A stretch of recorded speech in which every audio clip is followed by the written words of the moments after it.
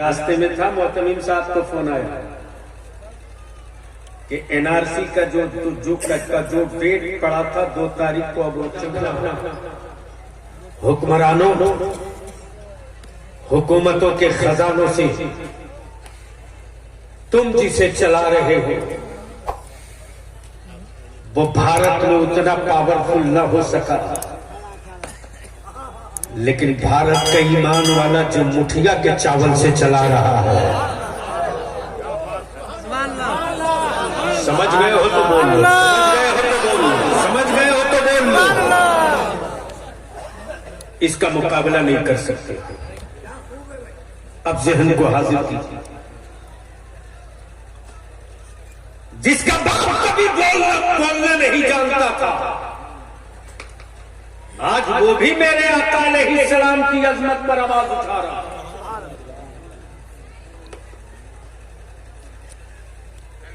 जिसके दादा ने कभी दिल्ली का लाल किला नहीं देखा था, मैं तो अपने जवानों से कहता हूं बावले मत बनो, बावले मत बनो। तुम्हारे जज्बात का सौदा, तुम्हारे जज्बात की मार्केटिंग सबने कर ली है। अभी रास्ते में था, मोहतमीम साहब को फोन आया कि एनआरसी का जो डेट पड़ा था 2 तारीख को, अब वो 14 हो गया, क्योंकि 2 को पकड़ा नहीं सकता। 3 तलाक में जुब्बा फाड़ तकरीरें खूब हुई, लगता था कि बस जीत गए जंग। एक हजरत मैदान में नहीं दिखते, लेकिन इदारे शरीयत आपका है। और रईसुल कलम ने इसी बुरे दिनों के लिए अपना खून जिगर लगाया था, और मुफ्ती आजम ने उसी दिन के लिए अपना दस्ते करम डाला था। ताजुल शरिया ने इसी की वजह से इसकी तौसीफ फरमाई थी कि जब जब कोई आंख दिखाएगा तो कोई दारुल बोले न बोले, अदारे शरिया मैदान में उतर कर 2-2 हाथ करके फरियाएगा। बहुत लिखा मेरे खिलाफ भी कुछ हराम खोरों ने, और वो लोग लिख रहे थे काजी साहब जिनको सियासत के हिस्से नहीं पता, और उसमें भी 75% वो हरामखोर थे जिसके बाप पर बढ़िया कपड़ा भी आज जो दिख रहा वो बलियादी की देन है, इसलिए कि हुक्मरानों से लड़ करके मदरसों की मंजूरी करा दी। तो गैरों के पत्थर से डर नहीं लगता, अपनों के फूल से बड़ा दिल कांपता है। लड़ाई पिछड़ गई, अब मर्जी आपकी, चाहो साथ देना मत दे,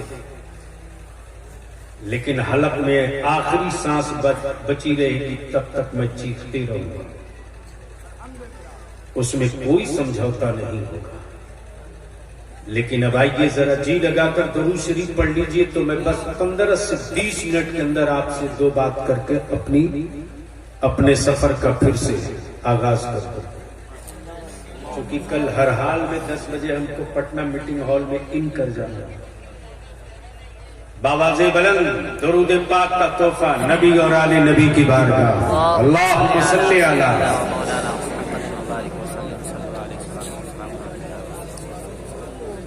अगर मजमे से आवाज बुलंद नहीं हो रही है तो हमें कोई शिकवा नहीं है। स्टेज का भी हाल आपसे कुछ अलग नहीं है, और जब स्टेज वाले ही खुद न बावाज़े बुलंद पढ़े तो आपको कहने का क्या हक पहुंचता है।